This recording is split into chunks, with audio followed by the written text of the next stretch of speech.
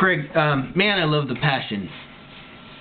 Yours, everybody's. And I love my hobby. And I love my fellow homebrewers, even the ones that are a bit jerky.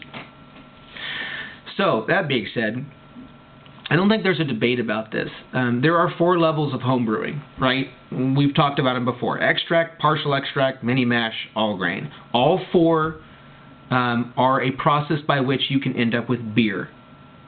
All 4 have the opportunity for good beer, and all 4 have the opportunity where something might go wrong, and you know, you might get bad beer. You know, I probably should point out, oh, that's stupid, on your video, the Jeremy Onion says, I was overwhelmed by the whole process of brewing beer until I found your series. Cheers, Craig. My goal is to make good tasting beer that is cheaper than the stuff you can buy at the store. I am an all-grain brewer now after 8 years of brewing, and I'm telling you, all grain, when you subtract the equipment, all grain is cheaper than extract, because buying raw ingredients is cheaper than buying pre-prepared stuff. That's just the way it is. I don't think I could accomplish that with whole grain brewing. Now that's the question. I want to ask why not.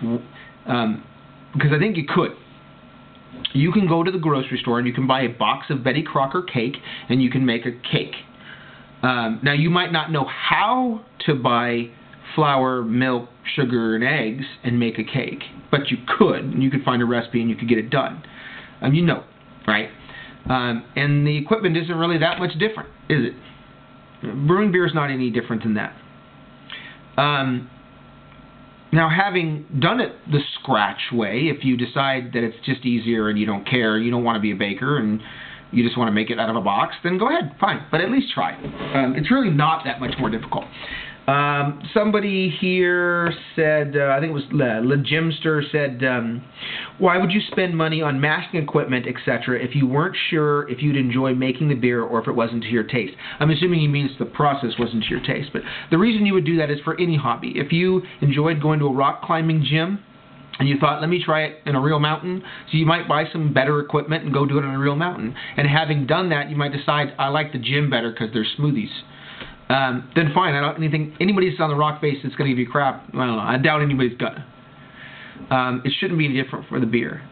We do have a tiny minority of extremely vocal brewers, and I use that term slightly because we don't even know what kind of brewers they are, or if they've ever brewed at all.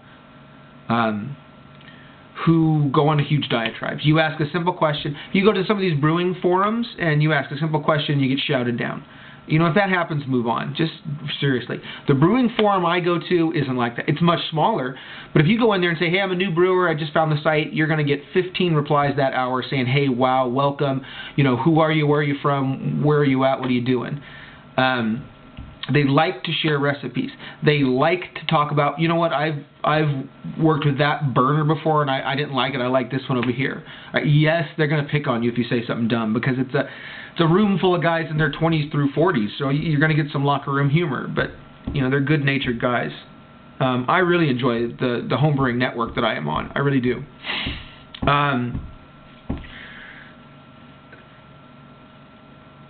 Going from extract to partial extract is nothing.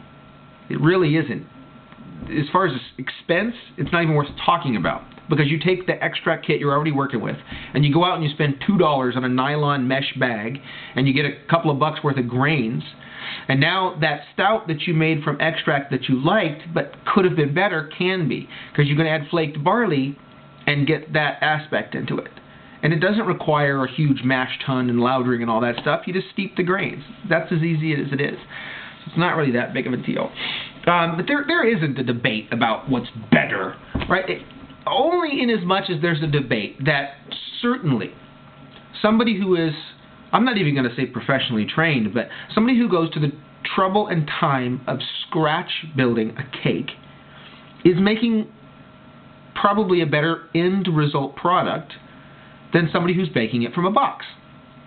That does not mean that one enjoyed more than the other, or didn't enjoy it as much as the other, or the final outcome wasn't enjoyed by the people who ate it any more or less. Personally, I don't think you're ever going to make a world-class beer from an extract because you're limited to the quality level that the extract manufacturer built into that product. But you can tweak it simply by making that tiny step up to partial extract. Not that big of a deal. I think it's an absolute drag that Craig gets nasty comments, and I think it's an absolute drag that he gets jackass emails from people.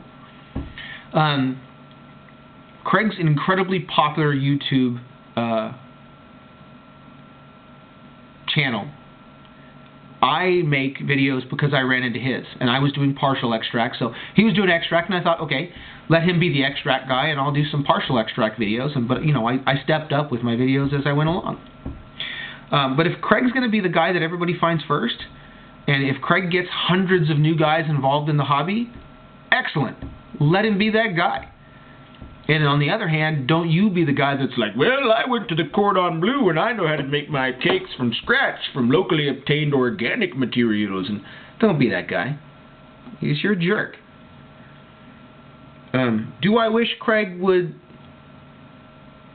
I don't have anything. I don't have anything against this process. I've told him before. We had a discussion. I think that his desire to always shoot for the lowest common denominator, he's robbing himself or his viewers. I don't know if that's fair or not. And if it's not fair, I apologize. But he doesn't have to be the guy that explains the science of brewing. He doesn't have to be. Like I say, if he's the guy that gets everybody involved. There's people on here on this particular thread talking about, I used to see your videos and they were great and they got me started, and I've progressed a little bit where your processes don't really help me anymore, but I still enjoy your videos. There's nothing unfair about that. That's wonderful. So, yeah, there is no debate about this. You know, but there is a debate about whether or not you should not try because you're afraid. My 6-year-old won't eat mustard. Sooner or later he will. He'll be, because I'm raising him to be the kind of person to try. If he doesn't like mustard once he tries it, that's a different story. Same thing with you guys. But yeah, I'm telling you right here now, anybody who's going to tag on Craig, you know, whatever, just, you know, come on. Someone's got to be there, and he's doing it, and he's incredibly popular at it, and I've seen people from all across the world make comments. And if those people want to try it and don't like it, great. If those people want to try it and do and move on, great, because we're all making good beer and we all enjoy each other, so that's the way that is. Is it all about fun? Yeah, it is all about fun. It's a hobby, all right? I'm trying to make it into a career. I'm trying. But the professional breweries I talk to answer my emails back like friends. Positive. Wow, great, you know? And I get good responses. So yeah, it's just ridiculous. There is... I'm ranting now. There is no debate. We're all home brewers. We have different ways of doing things, different types of beer we like. Some of us think that Blue Moon is the best wheat in the world. They're wrong, but some of us think that. All right, cheers, all.